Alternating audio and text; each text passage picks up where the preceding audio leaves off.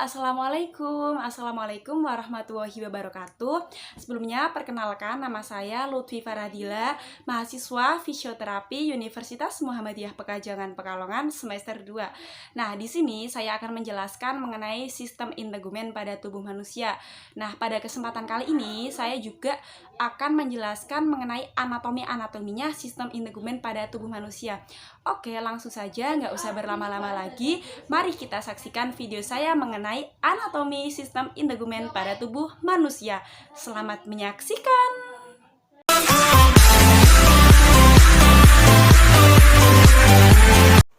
Baiklah, di sini saya akan menjelaskan mengenai sistem integumen. Nah, integumen itu berasal dari bahasa Yunani atau integumentum yang artinya merupakan penutup dari sebagian besar kulit, kuku, kelenjar, dan rambut. Nah, sistem integumen merupakan sistem organ yang paling luas. Nah, kulit itu sendiri merupakan organ tubuh yang paling luas pada manusia. Nah, kulit itu sendiri juga terbagi lagi menjadi 3 lapisan penting. Nah, yang pertama yaitu lapisan epidermis atau yang paling atas. Nah, kemudian bawahnya lapisan epidermis, di situ juga ada lapisan dermis. Kemudian bawahnya lapisan dermis itu namanya lapisan hipodermis. Nah, ini adalah gambar anatomi kulit ya. Oke, kita fokus ya pada gambar ini. Nah, kita ke bagian atas. Nah, di situ ada pore and hair. Hair itu yang rambut, itu yang panjang, itu namanya hair ya, yang sebelah kanan. Kemudian itu yang sebelah kiri, yang bagian atas itu namanya pore atau pori-pori. Kemudian kita fokus ke bagian kiri. Nah, di situ yang paling atas itu namanya dermal papillae. Kemudian turun ke bawah itu namanya cold receptor. Nah, itu sebelahnya cold receptor itu yang tandanya di bawahnya cold receptor itu namanya head receptor. Di mana cold receptor dan head receptor ini merupakan suatu reseptor yang digunakan untuk membantu rangsangan kulit. Nah, contoh ketika kulit kita misalnya terkena es batu. Nah, itu kan kulit akan merasa dingin. Nah, itu yang bekerja adalah cold receptornya. Kalau kita sebaliknya, misalnya kulit kita terkena air panas nih, atau bahan-bahan atau zat-zat atau benda apalah yang panas-panas gitu. Nah, itu nanti yang bekerja itu namanya head reseptornya. Nah, kemudian kita turun ke bawah, di situ ada blood vessel atau pembuluh darahnya ya, pembuluh darah yang ada pada kulit. Itu namanya blood vessel. Kemudian turun lagi ke bawah itu ada yang namanya connective tissue. Nah, itu ya, connective tissue itu bawahnya blood vessel. Kemudian turun lagi ke bawahnya itu ada yang namanya nerve. Nerve itu merupakan syaraf ya, syaraf yang ada pada kulit. Kemudian bawahnya nerve itu namanya fat lobulus atau merupakan jaringan-jaringan lemak yang ada pada kulit. Oke. Kemudian kita fokus ke yang sebelah kanan ya. Nah, yang sebelah kanan itu kan di situ terbagi menjadi 3 bagian tadi, yaitu epidermis, dermis, dan hipodermis. Nah, kemudian masuk ke dalam, di situ ada yang paling kanan ya, itu ada muscle. Itu atau otot ya, itu adalah otot yang ada pada kulit. Kemudian sebelah muscle itu di situ ada sebaceous gland atau kelenjar sebaceous itu atau kelenjar minyak. Kemudian kita lari ke sebelahnya kelenjar minyak itu, di situ namanya sweat gland atau biasa disebut sebagai kelenjar keringat. Nah, itu nanti kalau kita berkeringat itu berarti berasal dari kelenjar itu. Oke. Kemudian kita berbicara epidermis. Nah, epidermis itu sendiri juga terdiri dari beberapa lapisan lagi. Nah, di antaranya itu ada 5 lapisan penting yang ada di epidermis itu. Nah, yang pertama, yang paling atas itu namanya stratum corneum. Nah, stratum corneum itu merupakan lapisan yang paling luar ya di bagian epidermis itu. Nah, lapisan corneum ini juga terdiri dari sel-sel gepeng yang telah mati gitu. Jadi sel gepengnya itu mati. Di sini juga terdiri dari sel yang tidak berinti. Pada selnya itu tidak berinti pada epidermis ini maaf. Kemudian pada epidermis ini juga protoplasmanya itu berubah menjadi keratin. Nah, sehingga pada epidermis ini juga terdiri dari 15-30 lapisan keratin, karena tadi kan protoplasmanya berubah menjadi keratin ya. Kemudian bawahnya stratum corneum itu namanya stratum liposum.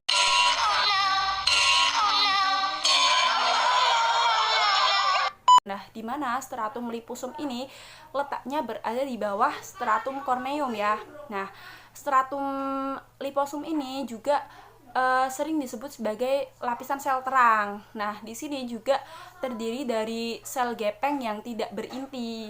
Nah, lapisan liposum ini juga protoplasmanya itu berubah menjadi protein. Kalau tadi menjadi keratin, kalau ini menjadi protein. Nah, pada stratum liposum ini juga akan tampak pada orang yang berkulit tebal atau yang kulitnya tebal itu nanti akan tampak, dan ini juga tampaknya lebih jelas itu pada telapak tangan dan telapak kaki ya.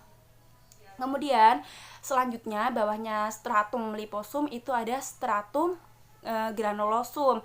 Nah, di mana stratum granulosum itu bentuknya itu seperti bulir padi ya, itu seperti bulir padi. Di situ juga sitoplasmanya itu bentuknya itu kasar, karena itu kan seperti bulir padi jadi bentuknya itu kasar ya. Nah, itu juga terdiri dari 2-3 lapisan sel gepeng. Nah, lapisan stratum granulosum ini juga akan terlihat jelas pada telapak tangan dan juga telapak kaki, sama seperti kayak lapisan liposum ya. Kemudian itu bawahnya stratum granulosum itu ada yang namanya stratum spinosum. Nah, stratum spinosum ini sendiri juga terdiri dari 5-8 lapisan. Kemudian pada stratum liposum ini juga terdapat sel Langerhans. Nah, di mana lapisan stratum liposum ini lapisan yang paling tebal itu panjangnya 0,2 mm ya. Terus lapisan liposum ini juga memproduksi keratin ya. Kemudian lapisan liposum ini juga bentuknya itu seperti poligonal yang tidak beraturan gitu ya, poligonal.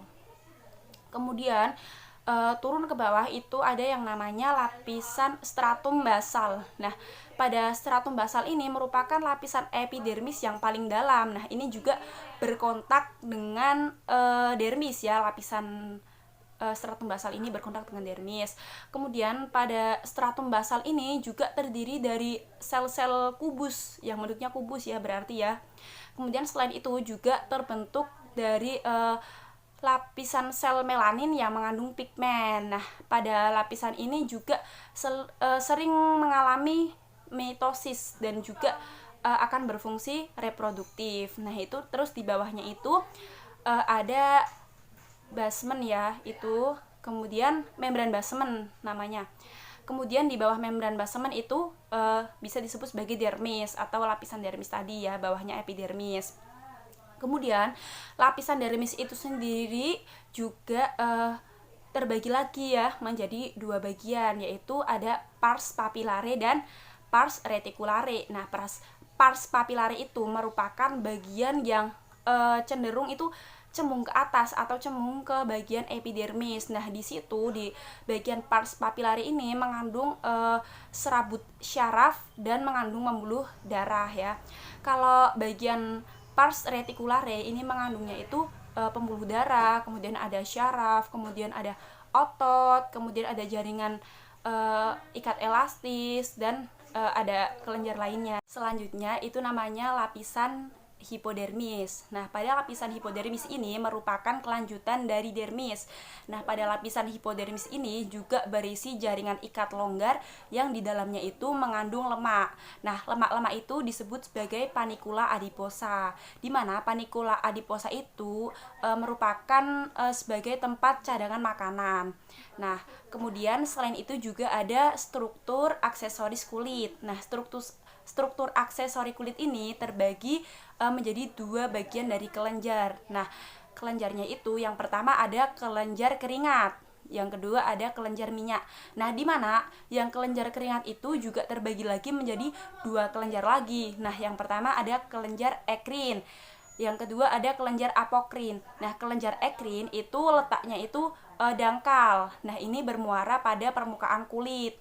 Kelenjar ekrin ini biasanya sekresinya itu dipengaruhi karena adanya stres emosional. Kemudian kelenjar ekrin ini juga digunakan sebagai tempat keluarnya keringat dan juga untuk pengaturan suhu tubuh. Kemudian yang kedua itu kelenjar apokrin. Nah, kelenjar apokrin ini itu letaknya lebih dalam lagi dan ini sekresinya itu bentuknya itu kental. Nah, kelenjar apokrin itu juga biasanya terdapat pada pubis, aksila, kemudian di bagian permukaan telinga bagian luar itu juga ada kelenjar apokrinnya karena kelenjar apokrin ini biasanya aktivitasnya itu dapat menghasilkan bau karena di sini banyak aktivitas bakteri.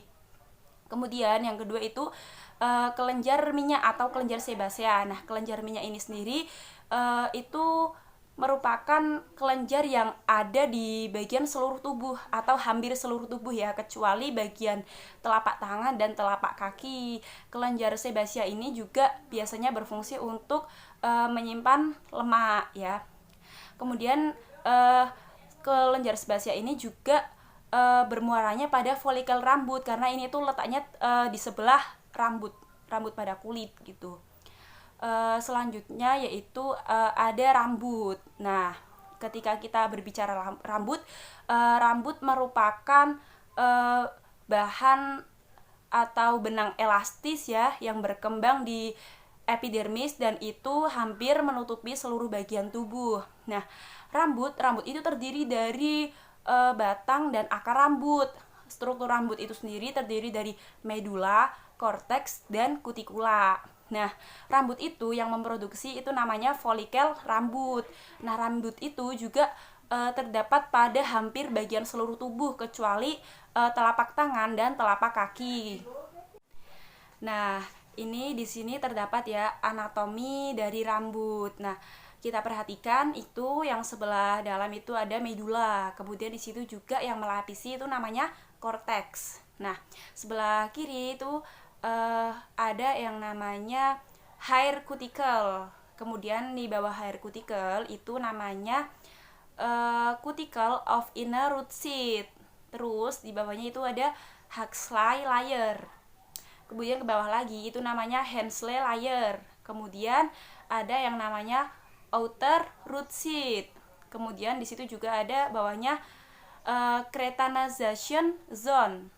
Ya. Kemudian turun ke bawah itu ada yang namanya connective tissue layer. Kemudian turun lagi ada yang namanya melanocytes. Kemudian bawahnya lagi namanya dividing cells. Kemudian yang terakhir itu namanya cavity of dermal papillae. Nah, kemudian itu yang terakhir adalah kuku. Kuku merupakan bagian terminal dari lapisan tanduk yang menebal. Nah, kuku ini sendiri juga terbagi menjadi akar kuku dan badan kuku. Nah, kuku ini akan tumbuh sekitar 1 mm per minggunya. Nah, pada kuku ini juga fungsinya untuk menutupi kulit atau melindungi kulit. Nah, anatomi kuku ini sendiri juga yang pertama itu ada yang namanya nail root atau di sini sebagai akar kuku. Nah, ini terdapat di dalam kulit ya. Nah, ini adalah akar kuku. Kemudian selanjutnya ada nail plate atau badan kuku. Nah, ini yang seluruh tubuh kuku ini atau badan kuku ini disebut nail plate. Kemudian turun itu ada yang namanya nail groove atau sebagai alur kuku. Nah, alur kuku ini bentuknya itu mencekung dan membentuk alur kuku. Kemudian ada yang namanya lunula. Nah, ini bagian putih ini namanya lunula, bentuknya seperti bulan sabit. Kemudian yang terakhir namanya eponidium. Nah, ini merupakan lapisan kulit yang melapisi kuku atau lapisan tipis ya yang melapisi kuku. Nah, mungkin itu untuk anatomi sistem integumen yang dapat saya sampaikan.